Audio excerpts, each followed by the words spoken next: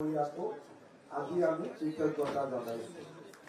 ভাৰতীয় জনতা পাৰ্টিয়ে বিশ্বাস কৰিছিলে যে আমি নিৰ্বাচনত 100টাতকৈও অধিক আসন লাভ কৰিব পাৰিম আৰু সেই বিশ্বাসেৰে আমি ৰাইজৰ মাজলৈ গৈছিলো। ৰাইজক আমি বিনম্ৰতাৰে সৈতে ভোট বিচাৰিছিলো। ৰাইজে হিয়া উজাৰি আমাক আশীৰ্বাদ কৰিলে। পুনৰ এবাৰ মই অসমবাসী ৰাইজৰ ওচৰত মই মোৰ কৃতজ্ঞতা আৰু সমগ্ৰ ভাৰতীয় জনতা পাৰ্টি আৰু ইয়াৰ মিত্ৰ দলৰ কৃতজ্ঞতা মই জ্ঞাপন কৰিছোঁ।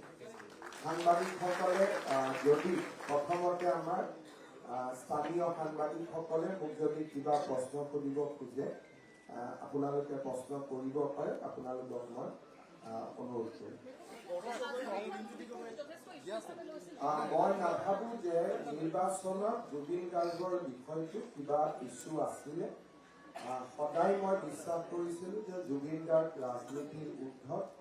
কংগ্ৰেছে নিজৰ মেনিফেষ্টোত জুবিন গাৰ্গৰ বিষয় উল্লেখ কৰি তেওঁলোকে অসমীয়া ৰাইজৰ পৰা বহু যোজন আঁতৰি গ'ল আৰু মই ভাবো যে এনে ধৰণৰ যি কংগ্ৰেছে পৰাজয় লাভ কৰিলে তাৰ এটা কাৰণ হ'ল যে জুবিন গাৰ্গক লৈ নিকৃষ্ট ৰাজনীতি কৰা। অসমৰ ৰাইজে কংগ্ৰেছৰ আজি এই নিকৃষ্ট ৰাজনীতিৰ বাবে এক প্ৰকাৰ শাস্তি প্ৰদান কৰিছে।